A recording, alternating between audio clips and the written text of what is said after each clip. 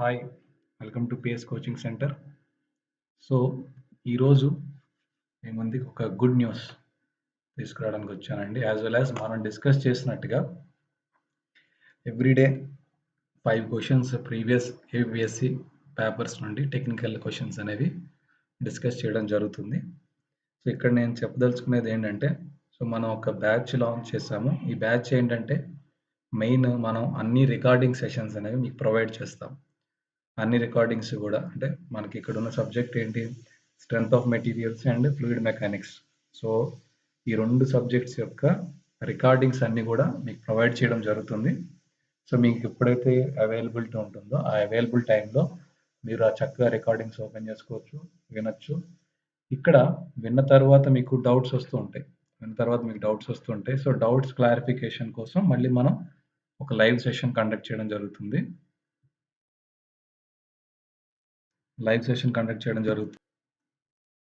లేదంటే మీరు person to person కూడా so I will be available with you because I'm the person who is going to take both the subjects.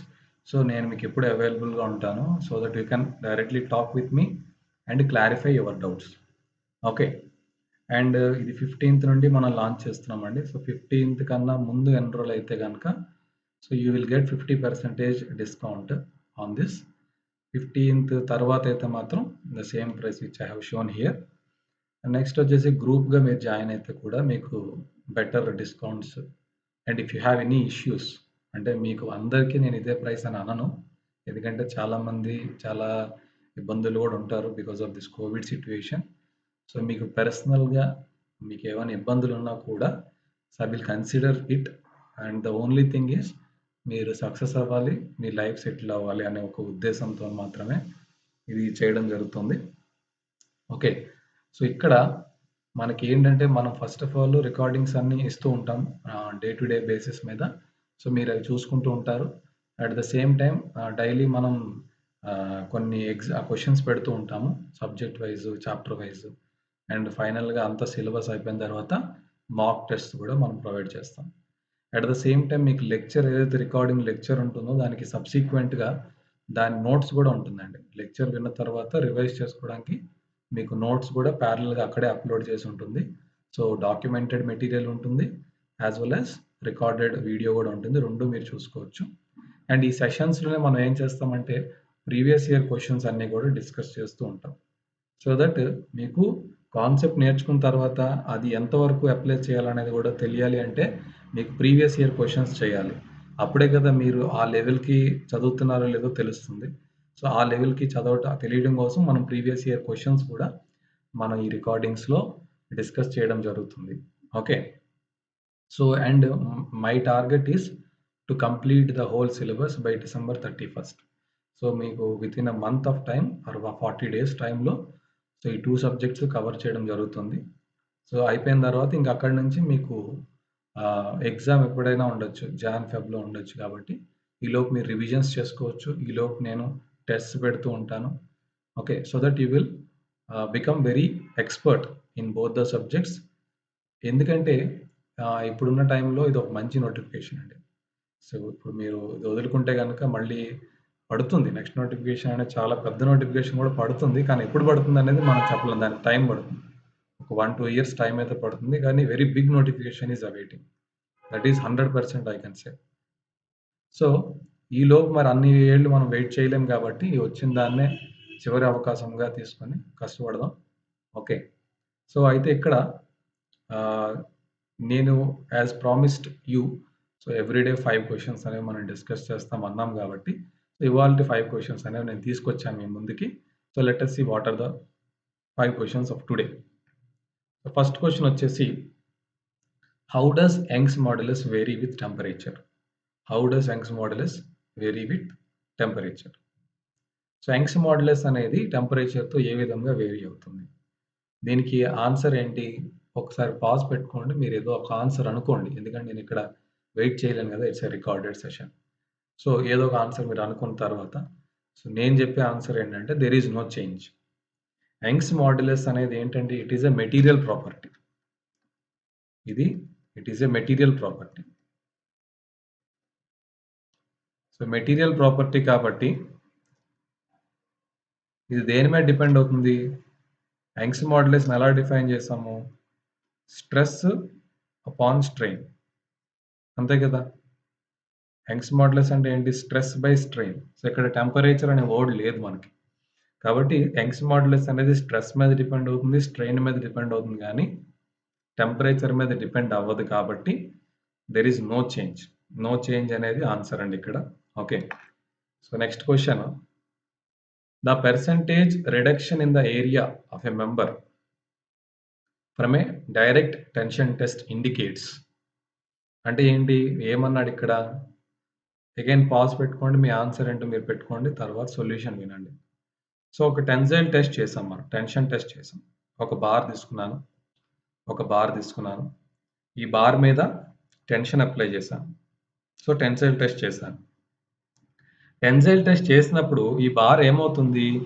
దీని area అనేది అంటే initial area ఏ0 అనుకుంటే, initial area ఏ0 అనుకుంటే, గ్రాడ్యువల్‌గా ఏమవుతుంది ఇక్కడ?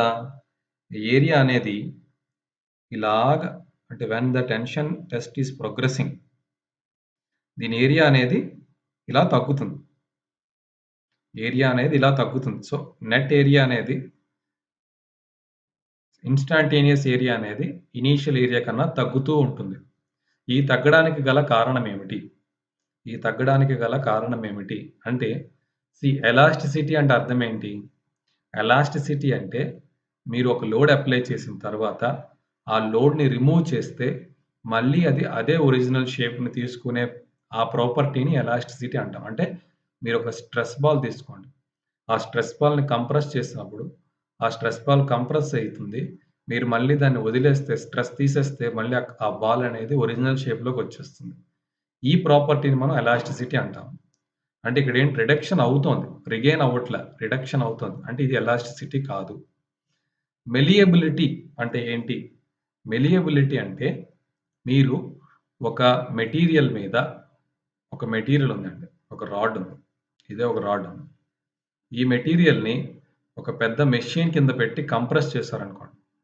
అంటే ఒక రోలర్ దీని మీంచి ఒక రాడ్ ఉంది. ఆ రాడ్ మీంచి ఒక రోలర్ ఎళ్ళిందనుకోండి. ఆ రాడ్ ఏమవుతుంది? ఒక షీట్ లాగా మారిపోతుందా? ఆ రాడ్ ఏమవుతుంది? ఒక షీట్ లాగా మారిపోతుంది. అంటే ఏంటి? మెలియబిలిటీ వల్ల ఏమవుతుంది? ఒక రాడ్ అనేది ఒక షీట్ లాగా మారిపోతుంది. అంతేగాని దాని క్రాస్ సెక్షనల్ ఏరియా అనేది డిమినిష్ అవ్వదు. అంటే దీని క్రాస్ సెక్షనల్ ఏరియా అనేది డిమినిష్ అవ్వదు. అదే బ్రిటిల్‌నెస్ చూస్తే, బ్రిటిల్‌నెస్ అంటే ఏంటి? పర్సెంటేజ్ రిడక్షన్ ఏరియా ఉండదు. ఏం ఏరియాలో రిడక్షన్ ఉండదు. సడెన్‌గా బ్రేక్ అయిపోతుంది. అంటే ఏ0 లాగే ఉంటుంది. సడెన్‌గా బ్రేక్ అయిపోతుంది. దాన్నే బ్రిటిల్‌నెస్ అంటారు. సడెన్‌గా బ్రేక్ అయిపోతుంది. అంటే ఈ 3 ఆప్షన్స్‌లో చూస్తే దీనికి అంటే ఈ క్వెషన్‌కి రిలవెంట్‌గా లేవు. వేరస్ డక్టిలిటీ అంటే ఏంటంటే మీరు ఒక టెన్సైల్ లోడ్ పెట్టినప్పుడు అది ఒక వైర్ రూపంలో సాగుతుందనమాట. అంటే మీరు టెన్షన్ లోడ్ పెట్టారండి. ఒక టెన్షన్ లోడ్ పెట్టారు. టెన్షన్ లోడ్ పెట్టినప్పుడు ఏమవుతుంది? దాని ఏరియా ఆఫ్ క్రాస్ సెక్షన్‌ని తగ్గించుకుంటూ ఇలా ఉంది. Initial area of cross section. మీరు లాగుతున్నారు.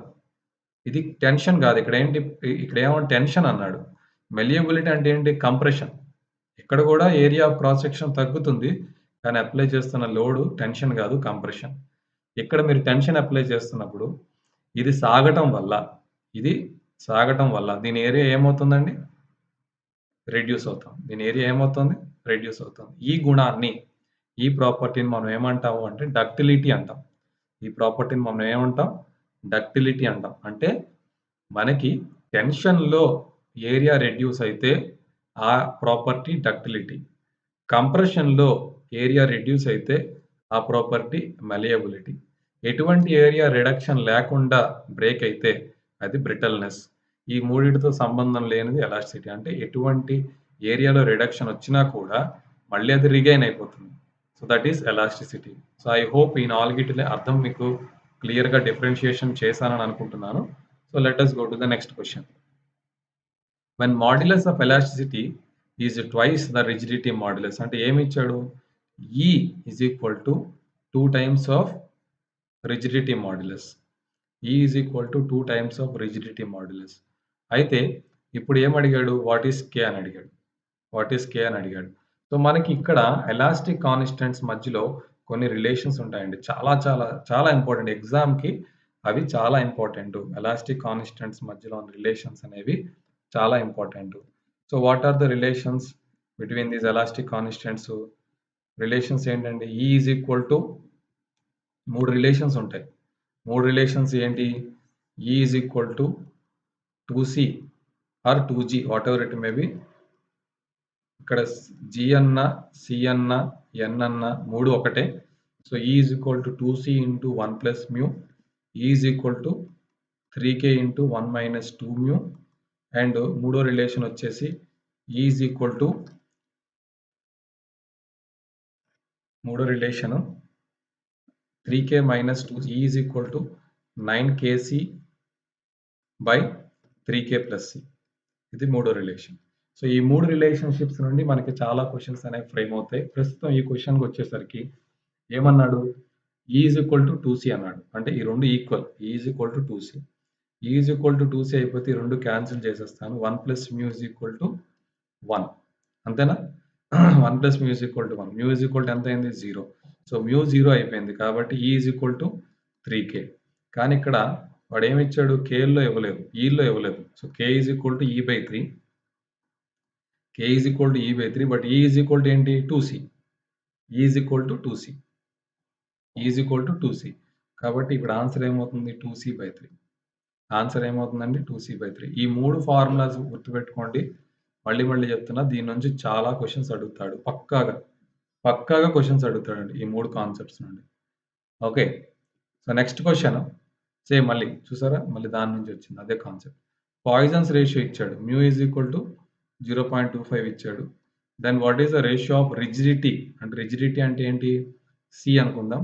యంగ్స్ మోడ్యులస్ E అనుకుందాం. C/E ఎంత అని అడిగాడు. సో, మనకి E is equal to 2C into 1 plus mu అనే ఫార్ములా ఇప్పుడే చూసాం కదా! సో, మనకి ఏం అడిగాడు? C/E అడిగాడు. C/E అడిగాడు కాబట్టి 1/2 ఇంటూ 1 ప్లస్ మ్యూ. అంటే 1/2 ఇంటూ 1 ప్లస్ 0.25 అంటే 1/1.25 ఇంటూ 2 అంటే ఎంత? 2.5.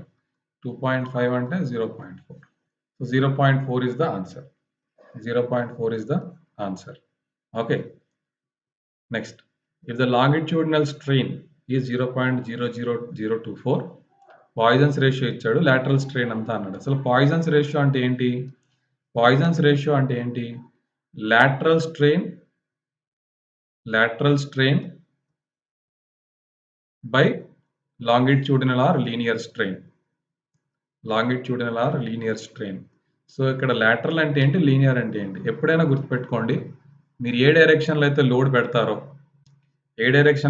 పెడతారో ఆ డైరెక్షన్‌లో వచ్చేదేంటి? Linear or longitudinal strain. Linear or longitudinal strain. దానికి పెర్పెండిక్యులర్ డైరెక్షన్‌లో అంటే దాని పెర్పెండిక్యులర్ డైరెక్షన్ అంటే ఈ డైరెక్షన్. ఈ డైరెక్షన్‌లో వచ్చేదేంటి? లాటరల్. సో, లాటరల్ పైన వేయాలి. లీనియర్ అనేది కింద వేయాలి.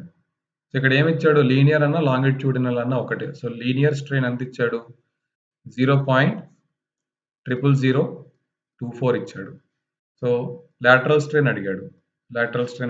మ్యూ ఇచ్చాడు. 0.3 ఇచ్చాడు. So, L is equal to 0.3024 into 0.3. So, ఇక్కడ పాయింట్ ఉంది కాబట్టి ఇదెంత అవుతుంది? 0.000 ఎక్కడి నుంచి ఒక 0 వస్తుంది? 24 3 ఆర్ 72. సో, ఆన్సర్ ఏంటి? So, B is the answer.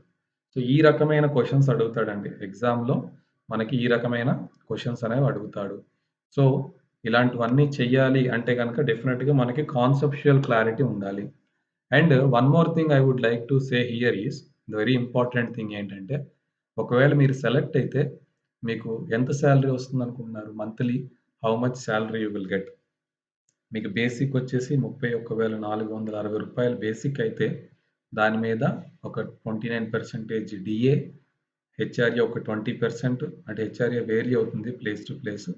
But 20% యావరేజ్‌గా తీసుకుంటే 20% అండ్ ఐఆర్ ప్రస్తుతం ఇస్తున్న ఐఆర్ 27% కలుపుకుంటే మీకు దగ్గర దగ్గర 55,000 వస్తుందండి జీతం.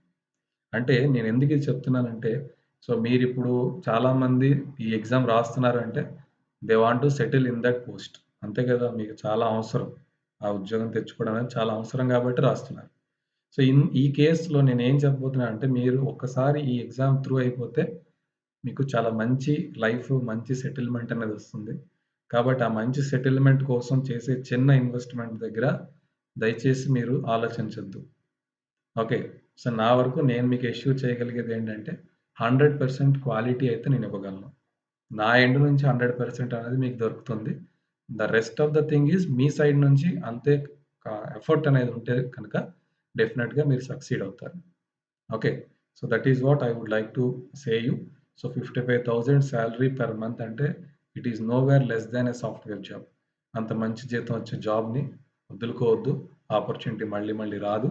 కాబట్టి దయచేసి ఆలోచించి నిర్ణయం తీసుకోండి. ఆన్ 15థ్ ఆర్ బిఫోర్ 15థ్ ఇట్ ఈస్ ఓన్లీ 3,000 అంటే hardly 1,500 per subject. It is a very less amount. In case again I am telling you, if you are really in a needy situation, మీకు చాలా ఇబ్బందుల్లో ఉంటే కూడా సమ్ పీపుల్, అందరిని నేను కన్సిడరేషన్‌లో తీసుకోలేను. నాకు లిమిటేషన్ ఉంది. ఆ లిమిటేషన్ ప్రకారంగా ఐ విల్ డెఫినైట్‌లీ ఆహ్, help them. Definitely help them. So that మీరు ఒకవేళ మీరు ఇబ్బందుల్లో ఉంటే కూడా మీరు కాంటాక్ట్ చేయండి. సో మనకొక గ్రూప్ ఉంది. ఆ గ్రూప్‌లో జాయిన్ అయ్యి మనకి ఎంక్వైరీ ఫార్మ్ ఉంది. అది ఫిల్ చేయండి. ఫిల్ చేసిన తర్వాత you will know all the updates in that group. So I think you have enjoyed these questions. Thank you so much, everybody.